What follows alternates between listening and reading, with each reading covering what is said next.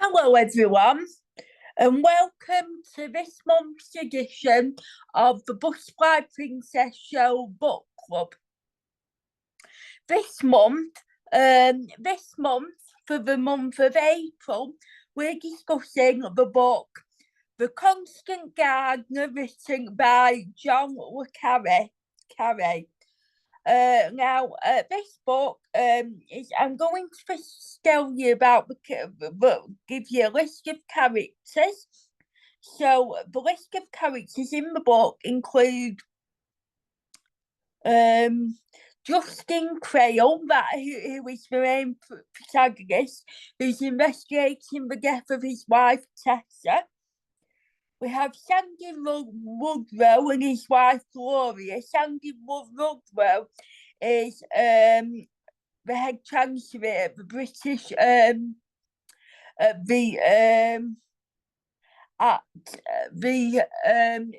Sandy Ludlow is the chancellor of the British Institute for Nairobi.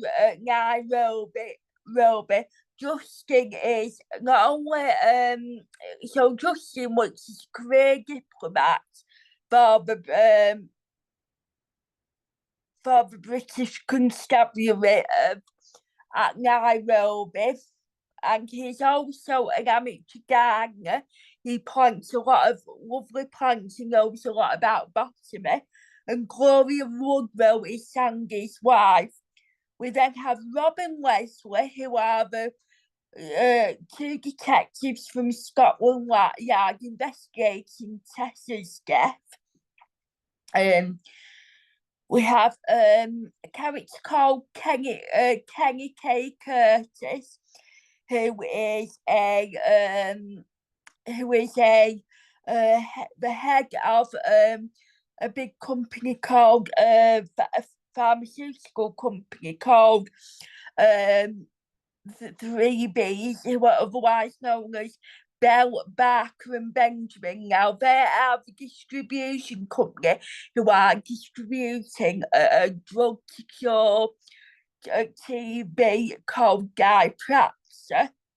And these are why Tessa was killed, because she was investigating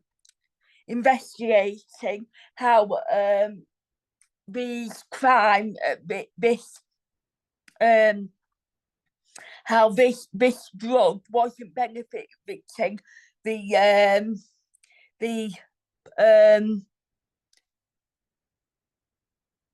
less advantaged communities. We have Geese Pearson, who also works as at the British Constabulary Institute. We have Dr. Arnold Bloom, who is the business partner of Tessa, and he's been made as a scapegoat for Tessa's death because it is believed that they were secret lovers. We have a character called Bernard Pellegrin, Arthur Hammond, Tim Donahue, Peter Coleridge. Now, these are main constabulary characters throughout the book. 1 minute.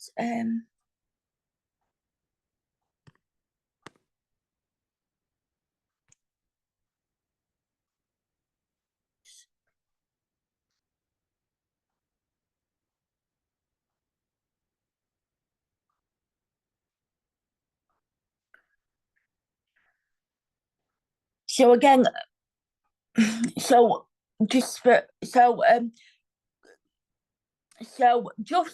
works as a career diplomat for the British High Commission of Nairobi, which is an African country. And the plot of the story is Tessa is found dead near the banks of Lake Carre in Kenya, and she is believed to have been murdered by her business partner and her secret African lover, Arnold Bloom, who was vanished and without a trace. So the whole story is about, it looks into themes of like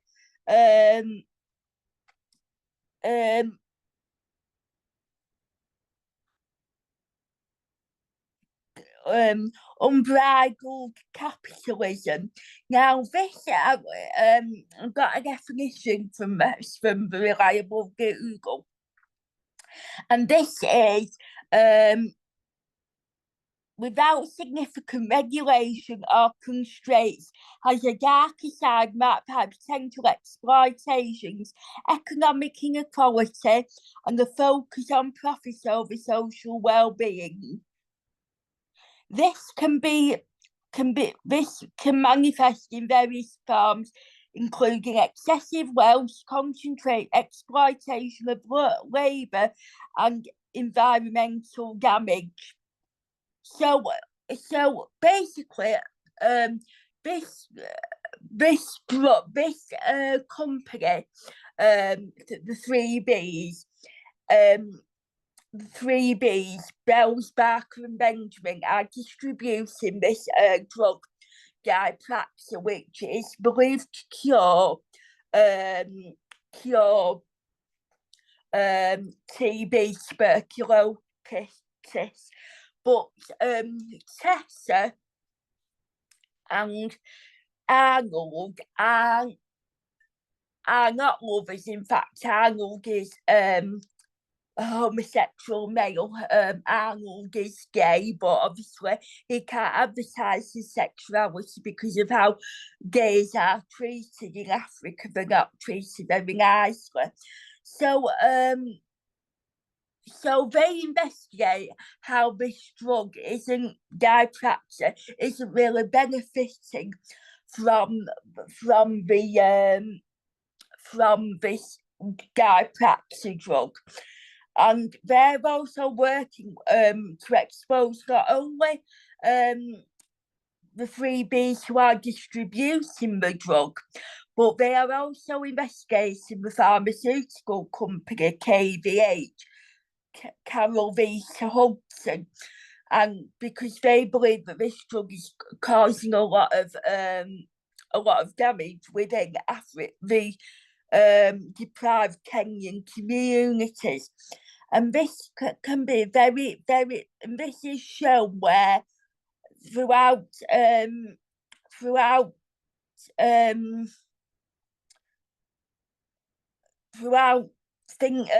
Justin's investigation. So he carries on the investigation where Tessa and Arnold left off, because there were a lot of people, including Kenny K. Curtis and things like that, and the big wigs and things like that from the British High Commission, who want this, including Bernard Pellegrin and the like, who don't want this report being published. And I think Tessa sort of feels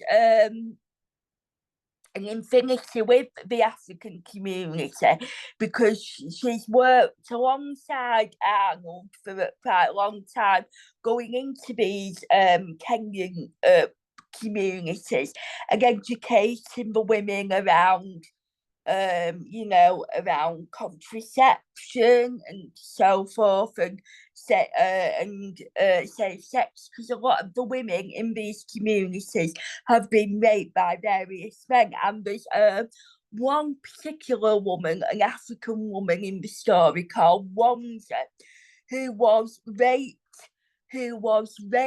by her uncle, and she became pregnant.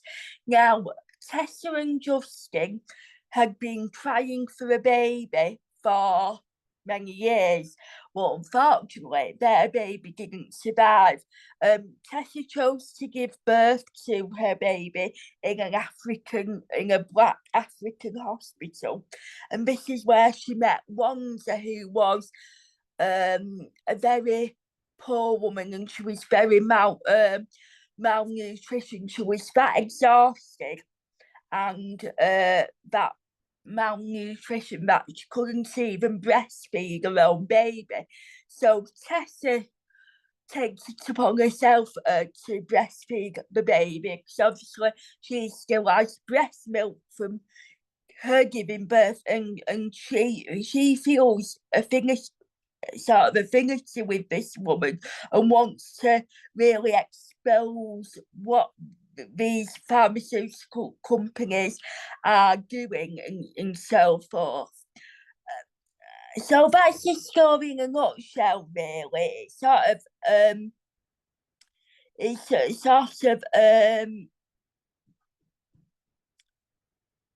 It sort of deals with a lot of issues such as exploitation of developing countries, i.e. Africa, um, corporate power and secrecy, greed and profit motives, the dark side of globalisation, the cost of capitalism, and the narrative's message, because if you read the story, you will know that there's a sort of a very strong message, and it's like it serves as a cautionary tale, and this cautionary tale urges the reader to be aware of the potential consequences of unchecked corporate power, and to question the ethical implications of globalizations.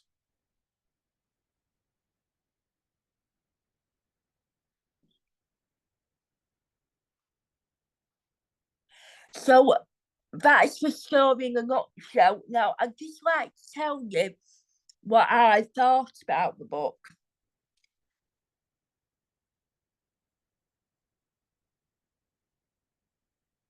Um, so I've talked about different characters.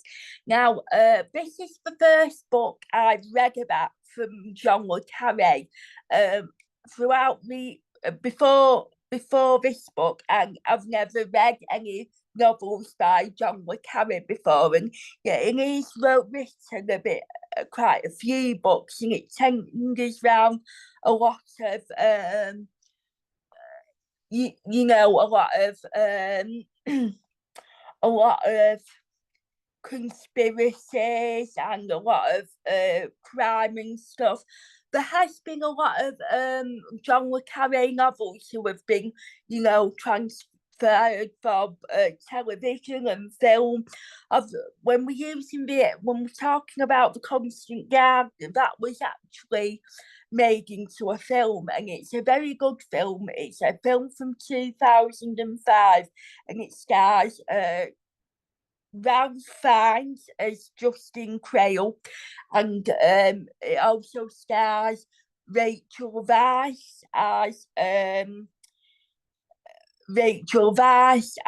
his wife Tessa, and Archie Punjabi as the character of Geese Pearson. Now, so and there's also been a number of other dramatisations of other novels by John le Carré, including The Night Manager that starred Hugh Laurie and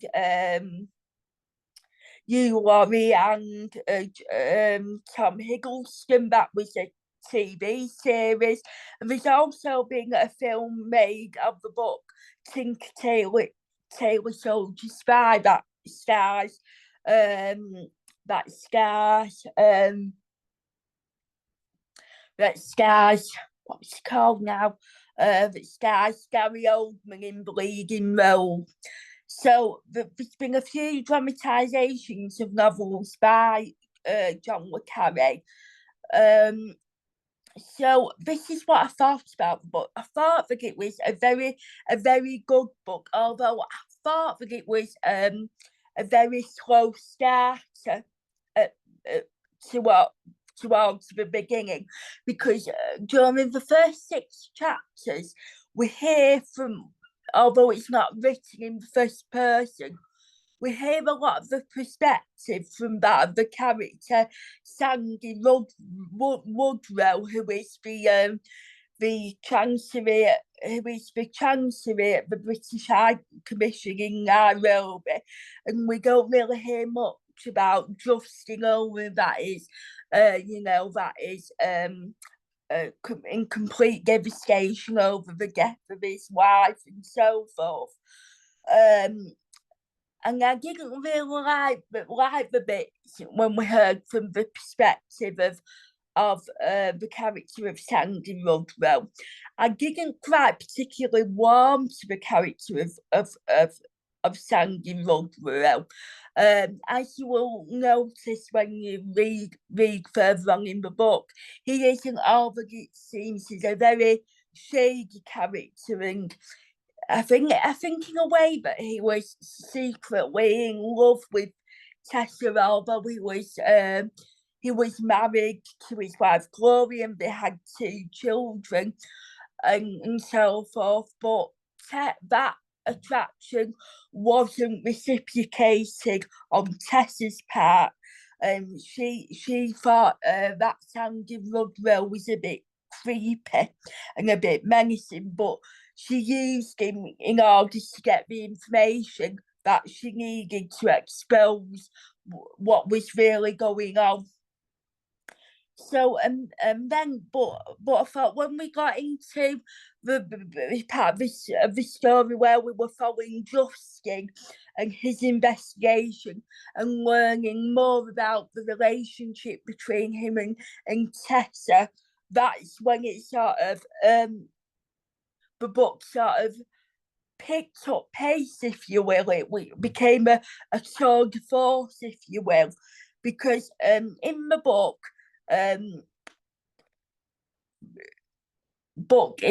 Tessa and Jayston's relationship is sort of described as a big age difference. So Jayston is a lot older than Tessa. Tessa is more or less more of, a student age, early 20s and so forth. Though in the film you didn't really get that sense, because I'm glad I saw the film and then years later I've read the book, because the from like the description of like the characters in the film of Ralph Fiennes and Rachel Weisz, and then you read the book, and then you learn that that Jayston was quite a bit older than Tessa. So we sort of got the two parallels, because in the film Ralph Fiennes wasn't that old. He was quite still a young, well, I wouldn't say a dead young, but it was sort of like early 40s or something. But in the book, you sort of get the description of like Jayston being a middle-aged man, but you didn't get that picture when you watched the film. So in that respect, I'm like I say, I'm glad I've seen the film, and now that I've been able to read the book, because it was gives you 2 parallels. So there's a lot of shady characters in the book. So like we have like, Tim Donahue, Kenny K. Curtis, who were trying to, and Bernard Pellegrin, who is actually played in the film by the actor Bill Nighy. And they're sort of the shady characters, but they also want to profit from this, this TB wonder drug, and they don't care about the damage it's costing to these communities. But in a way, I don't know, because I listened to the audio book on the Borrow Box app, like I've mentioned before. It it was I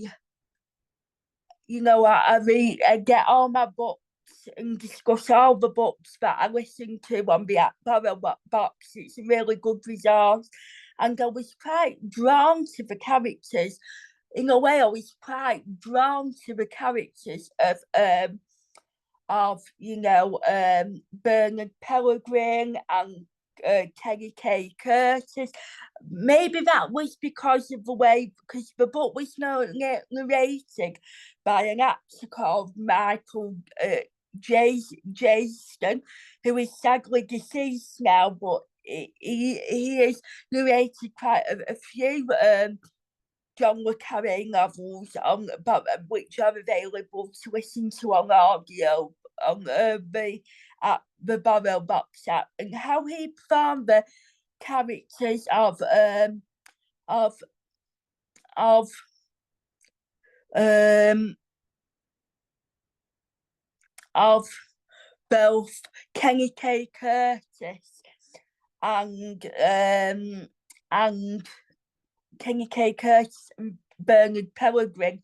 That just shows what a good actor he was, because he was able to put on these different, personas, and you could really picture the characters as he was reading them. So that's very. I know that there was sort of the villainous characters, but the reason why I was drawn to them, I think, was because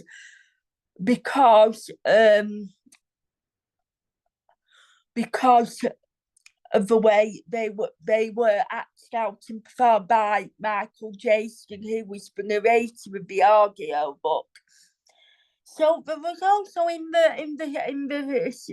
the book various different scenes where, even though Tessa was now dead, there were still scenes where it would flash back in time to where various conversations between Tessa and Justin.